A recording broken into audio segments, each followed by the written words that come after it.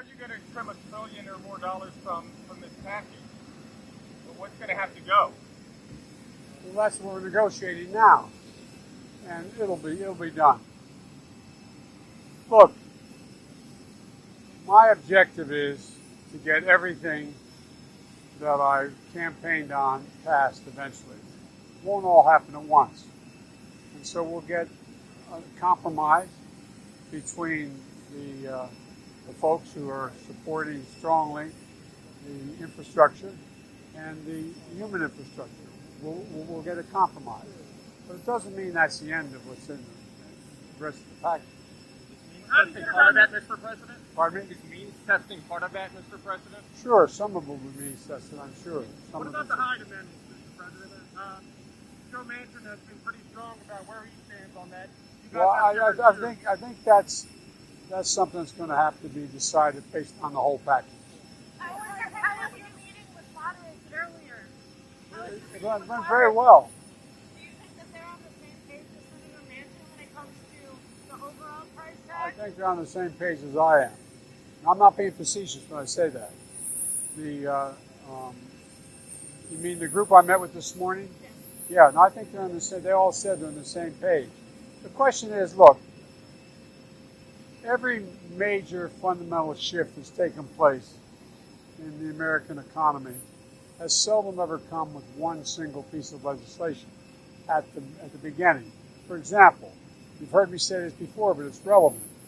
When Roosevelt passed Social Security, it didn't bear any resemblance to what it is now.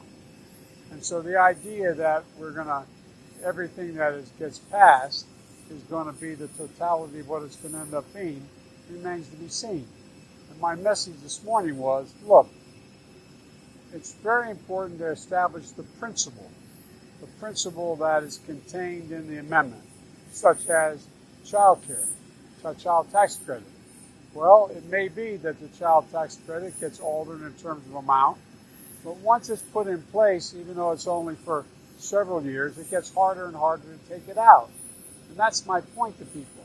We don't have to get everything all at once. Mr. President, if Senate Minority Leader McConnell refuses to cooperate, should Senate Democrats do this by reconciliation? What happens next? Well, quite frankly, there's not many options. If they're going to be that irresponsible, there's not many options. There's not much time left to do it by reconciliation.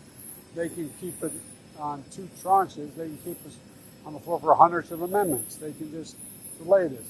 I don't think they're going to end up being that irresponsible. I can't believe it. But thank you. Do you still have confidence in the Fed chair? I'm sorry? Do you still have confidence in the Fed chair? There's been a lot of trading activities going on, and do you think that the Fed has maintained its integrity? Fed Chair Powell? Well, do you still have confidence in him? Thus far, yes, but I'm just catching up on some of these assertions. Thank you. Nominate him? How would you persuade Senator Manchin to come up a little? Well, we've had many, many talks, and what I've asked Senator Manchin, as well as Senator Sinema, to do is decide what it is they like in the Build Back Better, and then move from there. And if they like it, the particular provisions, like, for example, I'm not going to give away what either one of them said, but one of them said they very much like the child tax credit, but they'd like to see it phase out sooner than later. I said, well, come up with a number.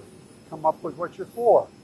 And when they added up, each of them added up all that they think they like, it got them a higher number.